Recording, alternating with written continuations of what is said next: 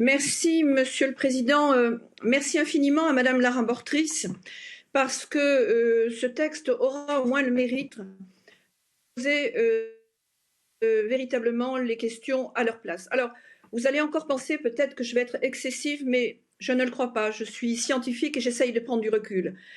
Il est clair, selon moi, que la défaillance, à tout le moins dans la communication, de l'ECDC en janvier 2020, et tout particulièrement depuis le 1er janvier 2020, est pour partie responsable de la diffusion, et en tout cas de l'incompréhension de la diffusion de la pandémie en Europe. Le CDC était comme l'OMS prévenu le 31 décembre 2019, et elle a attendu le 22 janvier pour faire des premières mises en garde tout à fait basiques et reconnaître encore plus tardivement la diffusion interhumaine de la maladie.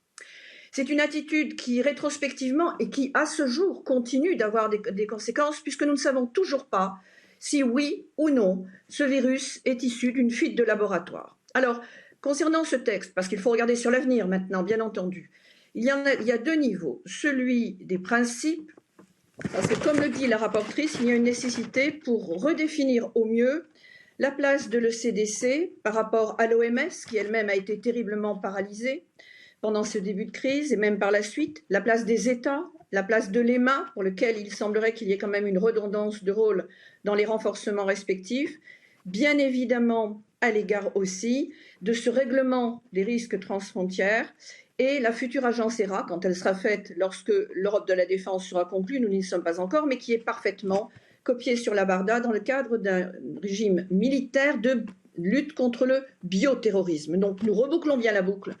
Nous sommes bien dans un cadre d'infinie dangerosité. Donc le CDC doit avoir connaissance de ce risque. Le deuxième niveau, c'est celui du texte.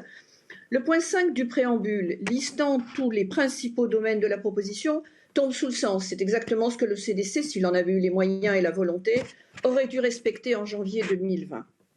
Et actuellement, nous sommes tout à fait d'accord pour que ces buts-là, dans l'absolu, soient poursuivis au niveau européen, mais aussi au niveau des États, parce que la place des États doit se redéfinir au regard d'un risque de santé publique et des prérogatives des États, que ce soit là aussi en santé publique, en distribution des soins, ou même dans la capacité de gérer les risques bioterroristes.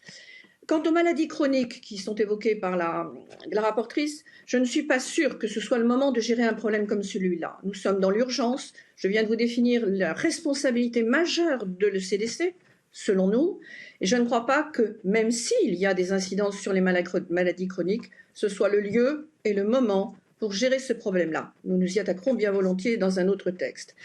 Autre point qui me semble important, c'est celui de la protection des données.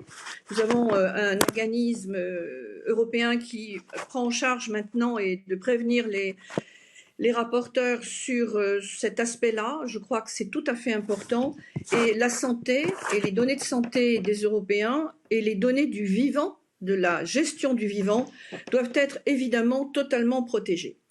Et enfin, reste à nos yeux, et là nous suivons tout à fait la rapporteure avec qui nous travaillerons bien évidemment la main dans la main pour faire en sorte que ce texte puisse servir au maximum les intérêts de tout le monde. La place des États doit être préservée. Le CDC doit être un facilitateur et non un contraignant, y inclus dans le futur cadre du règlement transfrontière, des risques transfrontières. Donc voilà, merci Madame la rapporteure de nous permettre d'avancer sur ces domaines infiniment inquiétants d'une certaine manière, mais aussi qui nécessitent une collaboration de tous. Merci infiniment.